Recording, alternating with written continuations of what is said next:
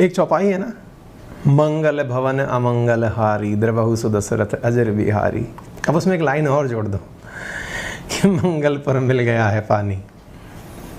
फिलहाल तो exclamatory mark के साथ ये न्यूज़ मैं आपके साथ साझा कर रहा हूँ, क्योंकि वैज्ञानिक इस बात को लेकर के आप और मेरी तरह ही आशंकित होते हुए आश्वस्त हैं कि यार ये जो है ना, ये है तो पानी ही। अब यार ये पूरी तरह बस टेस्ट हो जाए कि it is the form of H2O, बस फिर हम पूरी तरह छाप देंगे। फिर आप तक कहाँ से आ गई गुरुजी ये बात?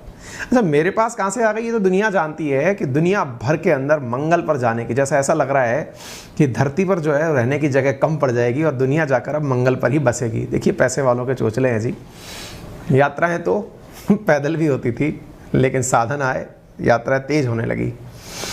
जाने के लिए लोग इधर से उधर दूसरे देश में जाकर के भी नयापन फील करते थे, दूसरे शहर में जाकर के भी नयापन फील करते थे, अब दूसरे ग्रह पर जाकर नयापन फील करेंगे।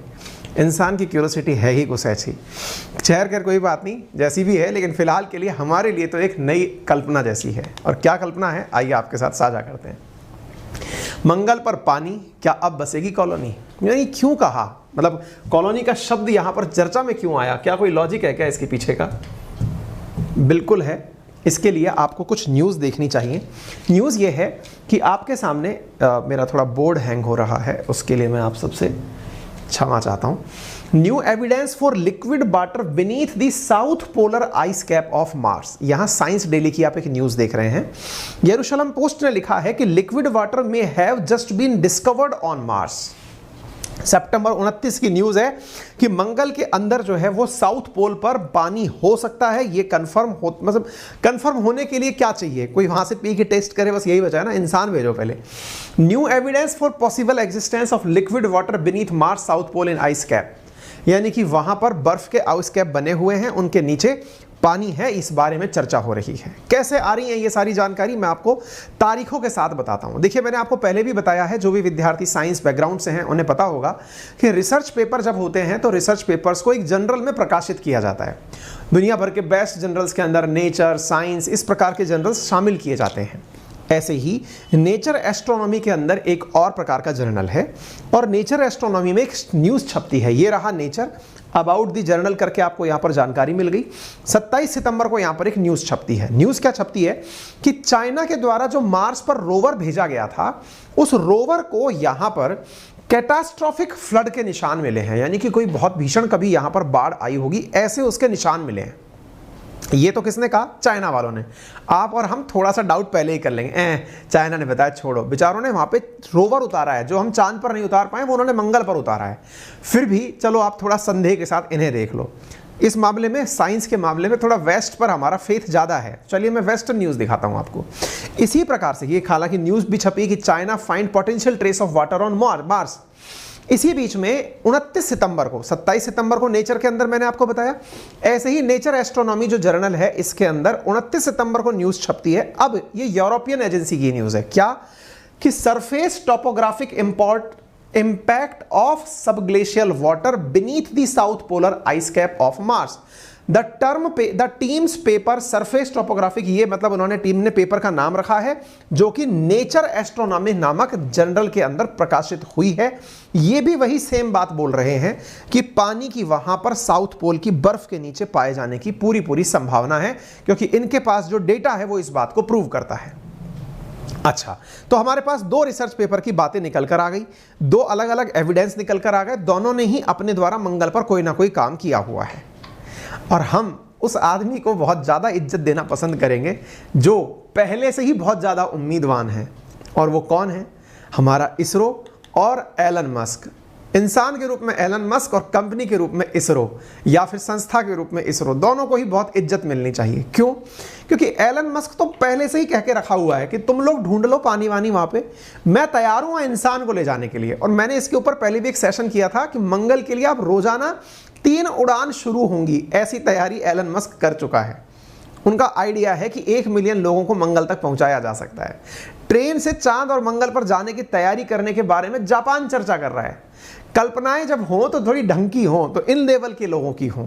लेकिन अगर हम बात एलन मस्क की करें तो ये भाई साहब ने अपने द्वारा वो जो रॉकेट है ना, उसका टेस्टिंग भी दुनिया को करा दिया कि देखिए ये टेस्टिंग के लिए रॉकेट है जो जाएगा। इसरो वालों ने कहा बेटा तुम सब लोग वहां जाकर करोगे क्या, रहने के लिए मकान बनाओगे कि नहीं, वहां ईंट बनाओगे, इससे अच्छा हमसे ले जाना। इसरो ने मंगल पर घर बनाने की ईंट बना कर दे दी कि जब तुम सब बातें अपने अपने द्वारा कर ही रहे हो।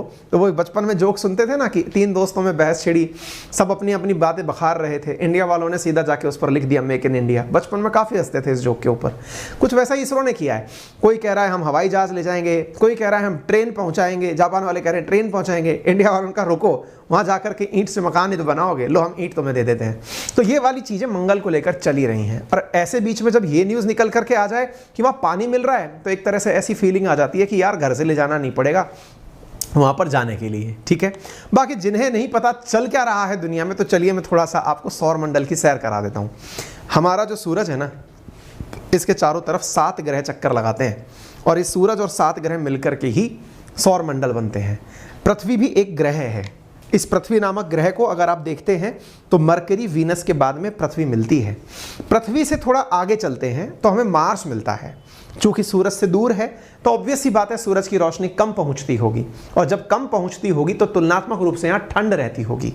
अर्थ की तुलना में ये ज़्यादा ठंडा होगा। स्वाभाविक सी बात सही भी निकली। यहाँ का सामान्य तापमान माइनस में हमेशा रहता है, -60 से 70 डिग्री के आसपास। जैसे पृथ्वी के 2 पोल हैं, नॉर्थ पोल और साउथ पोल, ऐसे ही इसके भी 2 पोल हैं, नॉर्थ पोल और साउथ पोल। पृथ्वी के भी नॉर्थ और साउथ पोल पर बहुत ज्यादा बर्फ पाई जाती है। इवन पृथ्वी का साउथ पोल तो पूरा अंटार्कटिका ही है। ऐसे ही मार्स के भी साउथ पोल पर बर्फ मिली है। यही तो चिंता की बात है, या फिर ये कहिए यही तो खुशी की बात है, क्योंकि इसी ने तो उम्मीदें बनाई थी कि जब यहां पर बर्फ मिल सकती है, चूंकि हमारे यहां तो पानी है, इनके यहां बर्फ मिलना जीवन की निशानी है। क्यों? क्योंकि भाई पानी हमारे यहां पर है, यह ऑक्सीजन का प्रमाण है, क्योंकि H2O, और यहां पर अगर बर्फ मिलती है तो इसका मतलब ये मानो कि ठंडक तो भले ही थी, अब बर्फ भी है, इसका मतलब ऑक्सीजन की संभावनाओं से मना नहीं किया जा सकता। और अगर ऐसा है तो कभी ना कभी तो जीवन रहा होगा, और या फिर जीवन रखने की संभावनाएं बनाई जा सकती हैं, ठीक है। इसी को ध्यान में रखते हुए मार्स की सरफेस पर रिसर्च हुई। अब सवाल बनता है कि रिसर्च करने वाले लोग थे कौन? कोई एवं ही था कि उठ करके सीधा चला आया? नहीं साहब, बहुत ही लॉजिकल चीज है, मैं आपको बताता हूं। यूरोपियन स्पेस एजेंसी के द्वारा अपने द्वारा एक मार्स एक्सप्रेस सैटेलाइट नामक यंत्र भेजा गया, जिसका नाम था मार्सिस। ये मार्सिस जब स्पेस में गया, अंतरिक्ष में जाकर इसने मार्स के चारों तरफ चक्कर लगाया, तो इस मार्सिस ने अपने अंदर रडार लगाया हुआ था। मार्स एक्सप्रेस, इसे मार्सिस के नाम से भी जाते हैं। इसने कैसा रडार लगाया हुआ था जो पानी को देखते ही सेंसिटाइज हो जाता था। यानी कि रडार ने रेडियो वेव्स निकाली, पानी को देखते ही तुरंत रडार की रिफ्लेक्शन तेजी से आई, और उसने बहुत अच्छे अच्छे इंटरप्रिटेशन निकाले थे। उन्हीं इंटरप्रिटेशंस में इस मार्सिस ने अपने द्वारा जानकारी जो निकाली, उसके अनुसार यहां पर बर्फ के नीचे पानी है और पानी की लेक्स बनी हुई हैं। ये इसका एविडेंस था, ठीक है। यह जानकारी अब बाहर क्यों आ रही है?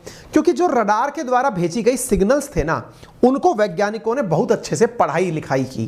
कौन से वैज्ञानिक आ गए? तो देखिए, बहुत ही स्टैंडर्ड की यूनिवर्सिटीज जिनके नाम आप सुनते हैं, उनमें यूनिवर्सिटी ऑफ कैम्ब्रिज शामिल है। यूनिवर्सिटी ऑफ कैम्ब्रिज के रिसर्चर्स ने university of Sheffield, university of Nantes, university college Dublin, open university, इन सब के साथ मिलकर के इस बात का एनालिसिस किया कि जो मार्सिस करके हमने सैटेलाइट भेजा था, उसके एविडेंस सही हैं या फर्जी हैं। क्यों? क्योंकि इसके इस स्पेसक्राफ्ट के द्वारा लेजर एल्टीमीटर यूज किया गया था। यानी कि लेजर्स इस तरह से भेजी गई थी एल्टीट्यूड नापते हुए कि वहां पर पानी के ट्रेसेस को इसके बारे में पता चल जाए। इस जानकारी का एनालिसिस करके इन्होंने अपनी जानकारी नेचर नामक जो जर्नल है उसमें प्रकाशित करी। ये बहुत ज्यादा महत्वपूर्ण बात आप इसलिए मान लीजिए कि दुनिया में इन्हीं जर्नल्स में से न्यूज़ सेलेक्ट करके या जानकारी सेलेक्ट करके नोबेल पुरस्कार दिए जाते हैं, ठीक है ना। तो ये बहुत ही इंपॉर्टेंट जर्नल है जिसमें ये न्यूज़ बाहर निकल करके आई।